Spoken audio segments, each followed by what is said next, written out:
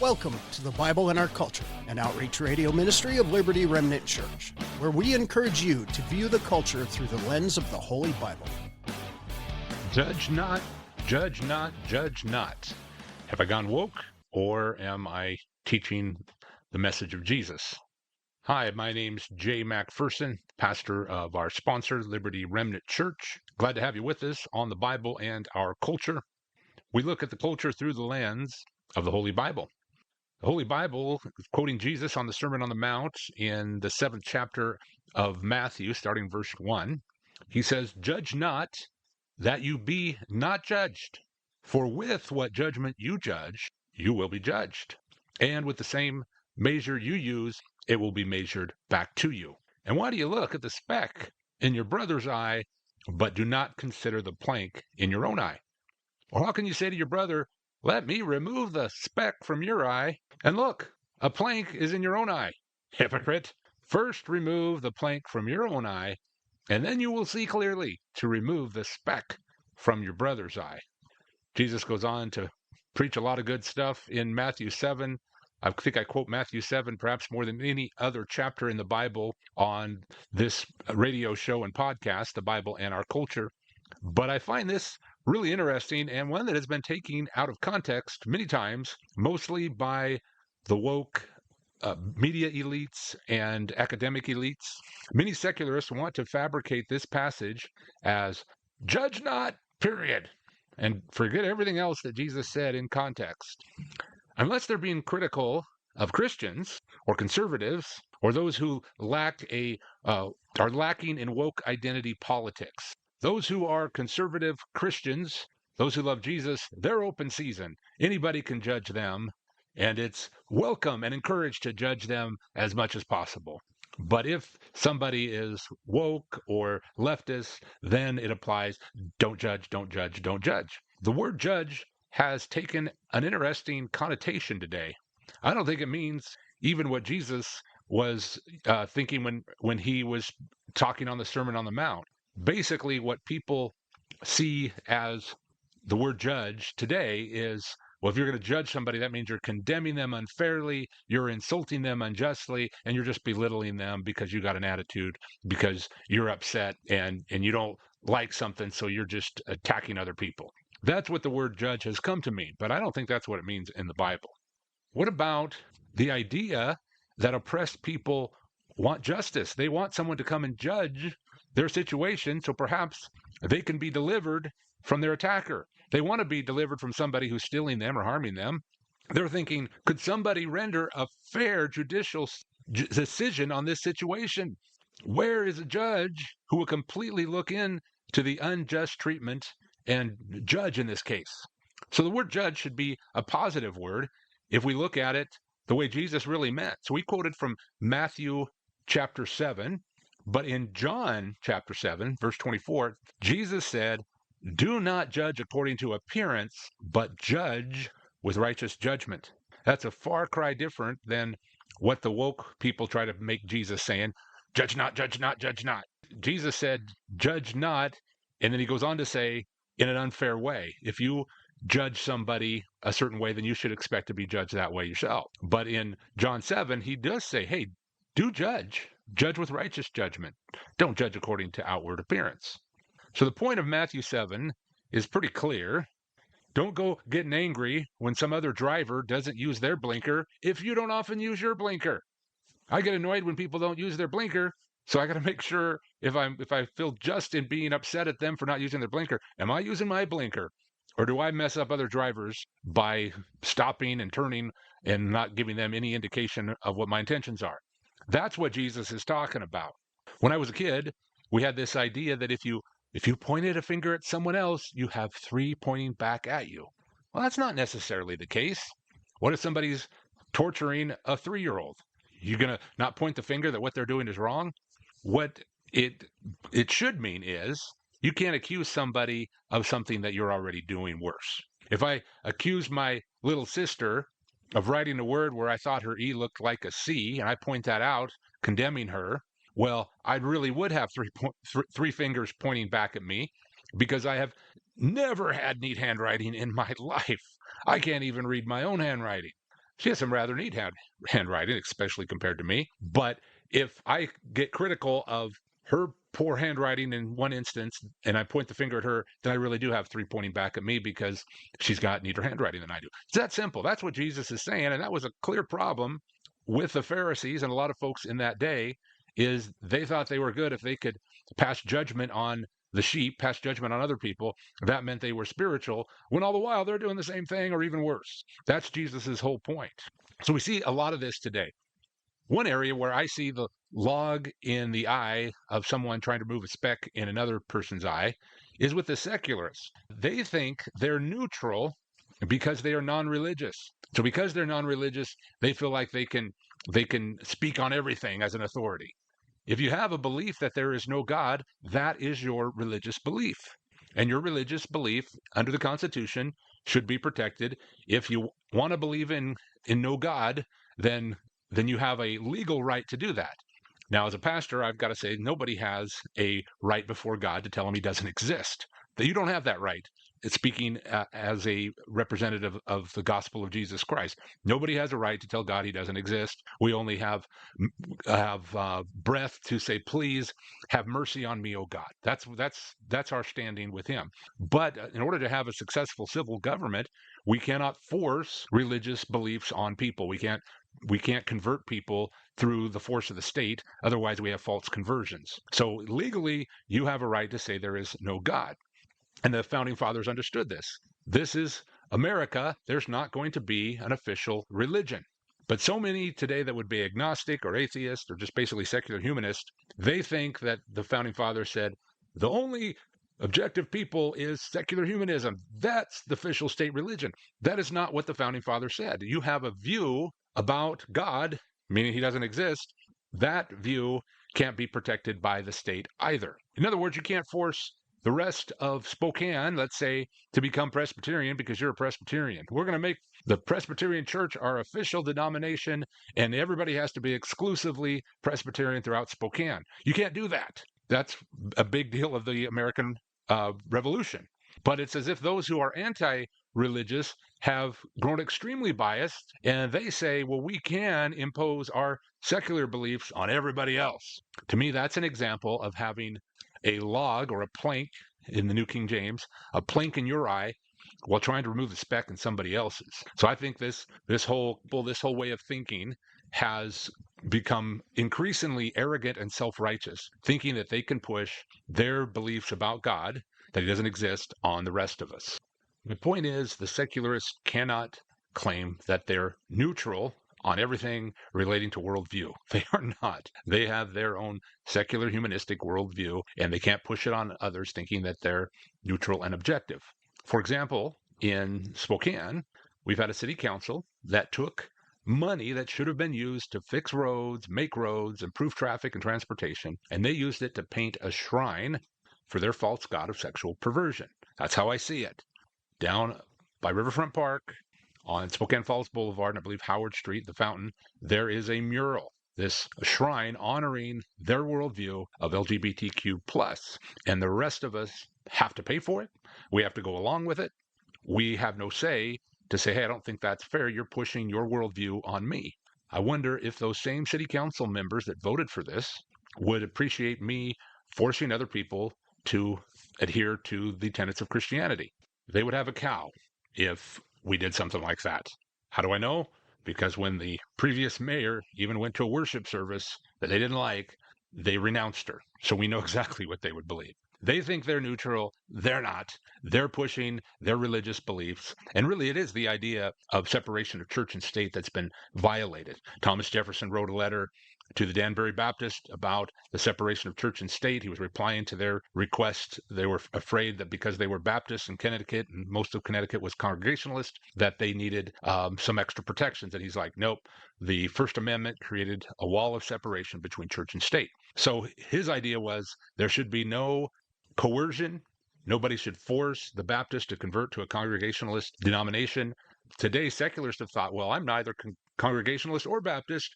I'm objective. None of this applies to me. I can use the force of the state to impose my views on others. and therefore I'm neutral. I can get away with it. What a bunch of baloney. That is so inconsistent. That is so unjust. Today, there's a lot of Democrats who think they can see to remove the speck in somebody else's eye while they have a log or plank in theirs. Probably heard they think that Donald Trump is an attack on democracy, that he would be the end of democracy.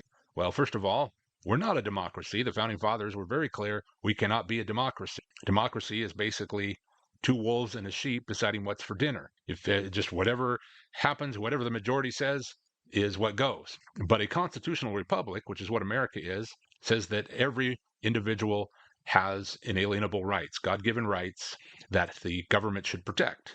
So two wolves and a sheep voting for what is for dinner is not going to work in a constitutional republic, because we would say that the sheep has rights too. That idea.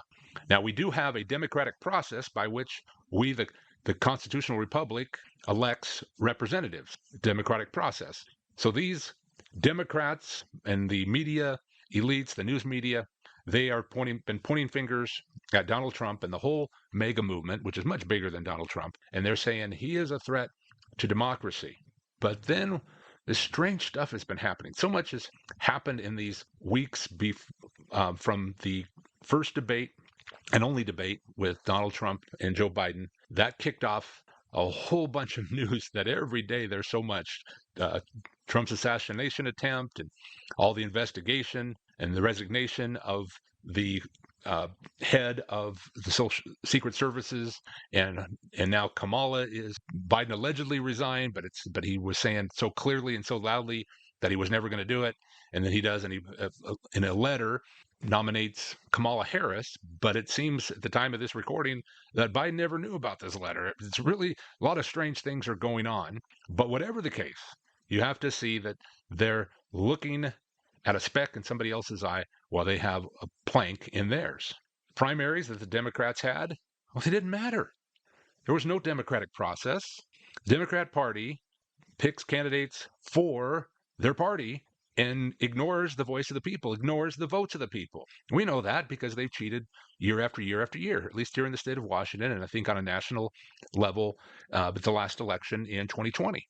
But regardless of who you voted for as a Democrat, it's irrelevant, because they pressured Biden, who said he wouldn't drop out, wasn't going to drop out. His whole campaign team, oh no, there's nothing like that happening at all. That's not even remotely being considered. And then one day he gets COVID and he's locked away and sends out this letter saying that he's going to turn over the nomination to Kamala Harris. But we haven't seen him.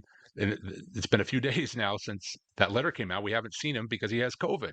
And so there's rumbles and conspiracy theories that maybe he was poisoned and they took him out so that they could make this happen. But the bottom line is they have pressured Joe Biden into bowing out of the race because they don't care about democracy. Again, we're not a democracy, but there is a democratic process by where we elect our representatives. And they've totally subverted that, but they've done that for years. I already mentioned cheating in the elections and vehemently opposing any type of election integrity laws or rules or policies. They hate those things. And they've passed laws with mail-in ballots and all sorts of crazy things to make it easier and easier and easier to cheat. And we know they cheat. It's a fact. I don't know the extent personally of how much cheating goes on, but we know there's a lot of cheating that goes on. But here's the thing that I'm disappointed at the Republican Party for not pointing out. The Democrat Party has super delegates. The Republican Party, you elect delegates who vote for president at the convention, vote for all sorts of positions. But in the Democratic Party, these elitists have appointed special figures that they would say, you're a superdelegate. You don't have to go through the democratic process. We're going to honor you and give you power to be a delegate, even though you didn't have to go through the process of voting. You're above voting these superdelegates. So consequently, the Democrat Party has become no longer the party of Joe Biden, not even Kamala Harris, not even Chuck Schumer. It's been the party of George Clooney. George Clooney is a pretty skilled actor. He was terrible in Batman, but I saw a couple of his movies and I thought he was a really good actor, very convincing, skilled, and so on. Well, he's been raising a lot of money for Joe Biden and the Democrats, and then he decides he doesn't want Joe Biden to be president anymore, and everything caves based on these Hollywood elites. Democrat Party is a party of elites. Now, they've tried to say we're the union worker, we're the party of the hardworking people. And the Republicans, well, they're about the corporate America. Well, not anymore. Corporate America seems to belong to the Democrats with big tech and big pharma and big everything, big government. So consequently, there's all this corporations now. Anybody that's elite, whether it's government, the entertainment industry, the academic elites in the university system, and so on, anything that's big, there are super delegates, there are elitists that basically take for granted the people that vote for them. And the people that vote for them, I think, foolishly go along with it because they feel like, well, I get welfare, I get handouts, I get some sort of energy assistance or food stamps or something from more. I have to get it from the Democrat Party. Therefore, they care about the poor more. I'm poor, so I'm voting for them. That's really foolish. They're just throwing you a few crumbs while they take so much more opportunity from you. If we were a free country and the government was not in the charity business, there would be so much more opportunity. The rich would get richer, but everybody who wants would get richer as well. Let's take a quick break and be back in a moment. Hi, I'm Addie. Hi, I'm Isaiah, and we are excited to announce Liberty Remnant Church has a new location. that's right, God has blessed us with a new building. We are now meeting at East 4301 Daymount, Spokane Road. Just a block east of Highway 2. Liberty Remnant Church is not afraid to apply biblical principles to the hot topic issues of today. LRC is a simple, relational, biblical church who enjoys worshiping God while fulfilling our sacred duty to shine God's light to our generation. So, if you're looking for a church, Or know somebody who is. please consider what God is doing at Liberty Remnant Church. Liberty, because Jesus brings liberty to captives. And Remnant, because we want to be part of the few who take Christ's narrow path. You can find more information at website, LibertyRemnantChurch.org. once again, libertyremnantchurch.org. Hope to see you soon! So glad to have you with us again on the Bible and our culture. Today we've been looking at the Bible and the words of Jesus in Matthew 7 as well as John 7. Matthew 7 verses 1 through 5, he says, "Judge not that you be not judged, for with what judgment you judge, you will be judged. And with the measure you use, it will be measured back to you. And why do you look at the speck in your brother's eye, but not consider the plank in your own eye? Or how can you say to your brother, let me remove the speck from your eye, and look, a plank is in your own eye? Hypocrite, first remove the plank from your own eye, and then you will see clearly to remove the speck from your brother's eye." Jesus has been misquoted in this passage. Most of the secularists say, as we talked about earlier, judge not, period. That's all that we want, and we want to define judge not the way we want to define judge not. Forget what Jesus was saying. But if you look at the context, he's basically saying, hey, whatever judgment you use will be used back on you. That's fair enough. Everybody knows that. That's clear, objective, common sense. But in John 7:24, Jesus says, "Do not judge according to appearance, but judge with righteous judgment." So we are supposed to judge. We're just supposed to judge not according to ourselves. In that sense, we aren't judging, but we're simply referring to whatever God says. Whatever the Bible says, whatever God says, that's our criteria for righteous judgment. If I look to myself, and what do I feel and what do I think? Well, I can't trust myself because I'm a fallen human. My heart's deceitful, and I need to divorce my thoughts from myself and go for God's thoughts on every issue that I could judge righteously.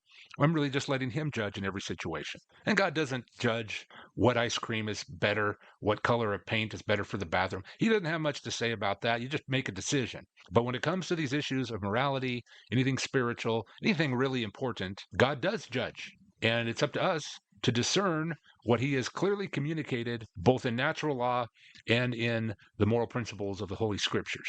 And if we took the time frame from just a few weeks before the presidential debate heading into the 2024 presidential election to the days and weeks after President Trump got his ear shot by would-be assassin, there has been so much dishonesty and accusation of specks in the eyes of Christians and patriotic Americans, and so much ignoring of planks and logs in the eyes of those elites. We see it all over the place, and we've seen it for years. I've just really, with the news around the time of the 2024 presidential election, it's just been mind-boggling. all the specks that the news media, the Democrat Party are trying to find, and the glaring planks or logs in their own eye is just astounding.